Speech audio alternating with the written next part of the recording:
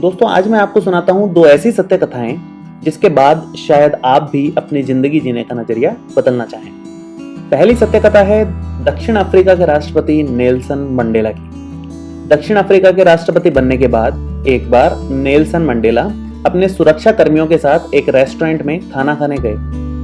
सबने अपनी अपनी पसंद का खाना ऑर्डर किया और खाना आने का इंतजार करने लगे। उसी समय मंडेला की सीट के सामने वाली सीट पर एक व्यक्ति अपने खाने का इंतजार कर रहा था। मंडेला ने अपने सुरक्षा कर्मी से कहा कि उसे भी अपनी टेबल पर बुला लो। ऐसा ही हुआ। खाना आने के बाद सभी खाने लगे। वो आदमी भी अपना खाना खाने लगा, पर उसके हाथ खाते हुए कांप रहे थे। खाना खत्म कर वो आदमी सिर झुकाकर रेस्टोरेंट से बाहर निकल गया। उस आदमी के जाने के बाद मंडेला के सुरक्षा अधिकारी ने मंडेला से कहा कि वो व्यक्ति शायद बहुत बीमार था। खाते वक्त उसके हाथ लगातार कांप रहे थे और वह खुद भी कांप रहा था। मंडेला ने कहा, नहीं ऐसा नहीं है, वह उस जेल का जेलर था जिसमें मुझे कैद रखा गया था। जब कभी मुझे यातनाएं दी जाती थी और मैं कराहते हुए पानी मांगता था तो यह मेरे ऊपर पेशाब करता था। मंडेला ने कहा, मैं अब राष्ट्रपति बन गया हूं। उसने समझा कि मैं भी उसके साथ शायद वैसा ही व्यवहार करूंगा, पर मेरा चरित्र ऐसा नहीं है। मुझे लगता है बदले की भावना से काम करना विनाश की ओर ले जाता है, वहीं धैर्य और सहिष्णुता की मानसिकता हमें विकास की ओर ले जाती है। बहुत बार ऐसा होता है कि कुछ लोग हमारे साथ बुरा व्यवहार करते हैं। उनके ऐसे बर्ताव के कारण हमारे मन में उनके प्रति गुस्सा पनपने लगता है। हम उनसे बदला लेने की भावना रखते हैं, लेकिन हमें यह याद रखना होगा कि चाहे कोई कैसा भी बर्ताव करे, हमें अपने संस्कारों को, अपने चरित्र को भूलना नहीं है। तो ये थी पहली सत्य कथा।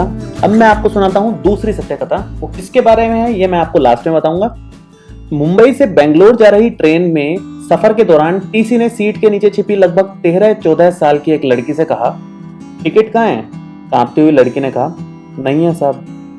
टीसी ने कहा, तो गाड़ी से उतरो, इसका टिकट मैं दे रही हूं। पीछे से एक सह यात्री उषा भट्टाचार्य की आवाज आई, जो पेशे से प्रोफेसर थी। उषा जी ने कहा, तुम्हें कहां जाना है? लड़की ने कहा, पता नहीं मैम। तो फिर उषा जी ने कहा, तो मेरे साथ चलो बेंगलोर तक। तुम्हारा नाम क्या है? लड़की ने कहा, चित्रा। बेंगलोर पहुंचकर उषा जी ने चित्रा को अपनी जान पहचान की एक स्वयंसेवी संस्था को सौंप दिया और एक अच्छे स्कूल में भी एडमिशन करवा दिया। जल्द ही उषा जी का ट्रांसफर दिल्ली हो गया, जिसके कारण चित्रा से संपर्क टूट गया। कभी कभार केवल फोन पर बात हो जाया करती थी।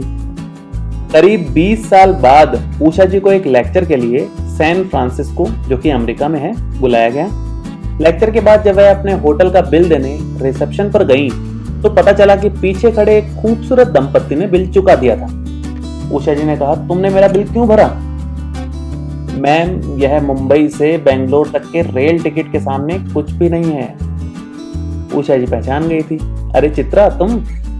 चित्रा और कोई नहीं बल्कि इंफोसिस फाउंडेशन की चेयरमैन सुधा मूर्ति थी, जो इंफोसिस के संस्थापक श्री नारायण मूर्ति की पत्नी है। यह लघु कथा उन्हीं की लिखी हुई पुस्तक the day I stop drinking milk से ली गई है। कभी कभी हमारे द्वारा की गई किसी की एक छोटी सी सहायता उसका जीवन पूरी तरह से बदल सकती है। तो ये थी आज की कहानी। मिलते हैं आपसे अगले वीडियो में एक नई कहानी के साथ। Thank you so much.